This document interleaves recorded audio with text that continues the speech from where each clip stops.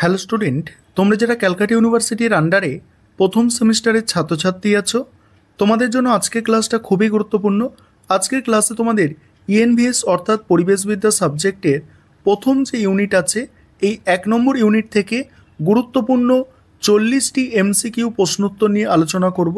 তাহলে প্রথম ইউনিট থেকে গুরুত্বপূর্ণ এমসিকিউ প্রশ্নোত্তরগুলো তোমরা দেখে নাও। আর তোমরা জানো যে এই সিভ্যাক কোর্সের মধ্যে প্রথম সেমিস্টারের সিভ্যাক কোর্সের মধ্যে ইএনভিএস এবং কনস্টিটিউশনাল ভ্যালু প্রত্যেক স্টুডেন্টের জন্য কম্পালসারি 50 নম্বরের পরীক্ষা, অর্থাৎ বিএ, বিএসসি, বিকম, অনার্স এবং জেনারেল প্রত্যেক স্টুডেন্টকে এই সাবজেক্ট পরীক্ষা দিতে হবে। দেখো এখানে যে প্রশ্নোত্তরগুলো আছে দেখে নাও। পরিবেশ বলতে কি বোঝায়? জীবজগতের চারপাশের অবস্থা। সেকেন্ড প্রশ্ন, পরিবেশবিদ্যা কি নিয়ে আলোচনা করে? পরিবেশ ও মানুষের সম্পর্ক। পরিবেশবিদ্যার মূল লক্ষ্য কি? পরিবেশবিদ্যার মূল লক্ষ্য হচ্ছে পরিবেশ সংরক্ষণ। নেক্সট, পরিবেশবিদ্যার একটি গুরুত্বপূর্ণ উদ্দেশ্য কি? প্রাকৃতিক সম্পদের টেকসই ব্যবহার। নেক্সট, পরিবেশবিদ্যা কোন ধরনের বিজ্ঞান? বহু বিষয়ক বিজ্ঞান। তারপরে দেখো, পরিবেশের অন্তর্ভুক্ত নয় কোনটি? মহাকাশযান পরিবেশের অন্তর্ভুক্ত নয়। এই ধরনের প্রশ্ন তোমাদের পরীক্ষায় আসবে। পরিবেশবিদ্যার পরিধি অন্তর্ভুক্ত করে জীববিদ্যা, ভূগোল ও রসায়ন। তারপরে দেখো, পরিবেশ পাঠের প্রয়োজনীয়তার একটি কারণ প্রাকৃতিক সম্পদের সংরক্ষণ। পরিবেশ সম্পর্কে জনসচেতনতার প্রয়োজন কেন? দূষণ কমানোর জন্য। স্থিতিশীল উন্নয়ন বলতে বোঝায় বর্তমানের প্রয়োজন মিটিয়ে ভবিষ্যতের ক্ষতি না করা।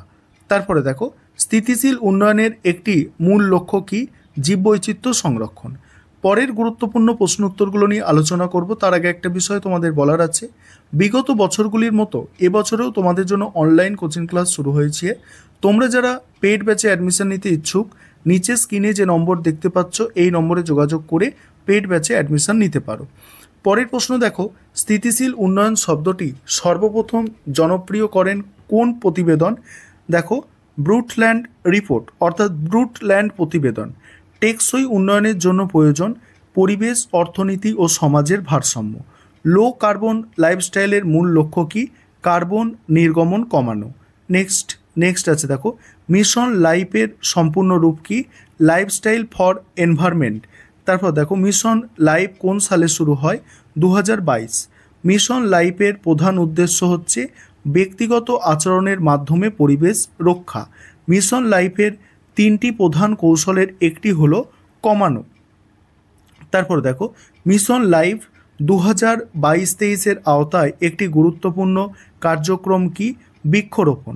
নেক্সট, মিশন লাইফের প্রয়োজনীয়তার মধ্যে একটি হলো জলবায়ুর পরিবর্তন রোধ। নেক্সট, মিশন লাইফের সুবিধার একটি হলো প্রাকৃতিক সম্পদের সংরক্ষণ। নেক্সট, মিশন লাইফের বৈশিষ্ট্যের মধ্যে রয়েছে জনসম্পৃক্ততা। নেক্সট, মিশন লাইফের প্রতি ভারতের প্রতিশ্রুতির একটি উদাহরণ।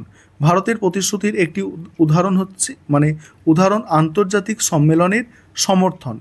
পরিবেশ সংরক্ষণ একটি প্রাথমিক উপায় হলো বৃক্ষরোপণ। পরিবেশ সংরক্ষণের প্রাথমিক উপায়। স্থিতিশীল উন্নয়নের সাথে সম্পর্কিত আন্তর্জাতিক দিবস কোনটি? বিশ্ব পরিবেশ দিবস। জনসচেতনতা বৃদ্ধির একটি মাধ্যম হচ্ছে কি? গণমাধ্যম। নেক্সট আছে, পরিবেশবিদ্যার বহুমুখিতার একটি দিক হচ্ছে প্রাকৃতিক বিজ্ঞান ও সমাজবিজ্ঞান উভয়ের মেলবন্ধন। নেক্সট, স্থিতিশীল উন্নয়নের প্রয়োজনীয়তার একটি কারণ ভবিষ্যৎ প্রজন্মের জন্য সম্পদ রক্ষা। নেক্সট, লো কার্বন লাইফস্টাইলের অন্তর্ভুক্ত নয় বর্জ্য বৃদ্ধি। নেক্সট দেখো, মিশন লাইফের একটি সুবিধা হচ্ছে দূষণ কমানো। পরের প্রশ্ন, পরিবেশের অংশ নয় টেলিভিশন পরিবেশের অংশ নয়। পরিবেশবিদ্যার প্রয়োজনীয়তার একটি কারণ প্রাকৃতিক দুর্যোগ মোকাবিলা। স্থিতিশীল উন্নয়নের একটি লক্ষ্য দারিদ্র্যের বিমোচন। মিশন লাইফের আওতার অন্তর্ভুক্ত পরিবেশ বান্ধব জীবনযাপন। তারপরে দেখো, পরিবেশের প্রধান উপাদান নয়, দেখো জাদু উপাদান। তারপরে দেখো, পরিবেশের জড় উপাদানের উদাহরণ মাটি জড় উপাদান। জীববৈচিত্র্য সংরক্ষণ কোন উন্নয়নের অংশ? স্থিতিশীল উন্নয়ন। জনসচেতনতা বৃদ্ধির জন্য কার্যকর একটি পদক্ষেপ হচ্ছে শিক্ষার প্রসার। তারপর দেখো, লো কার্বন লাইফস্টাইলের জন্য প্রয়োজন গণপরিবহন ব্যবহার। মিশন লাইফের প্রতীকী উদ্দেশ্য পৃথিবীকে সুরক্ষিত রাখা। এই ছিল তোমাদের গুরুত্বপূর্ণ 40টি MCQ প্রশ্ন।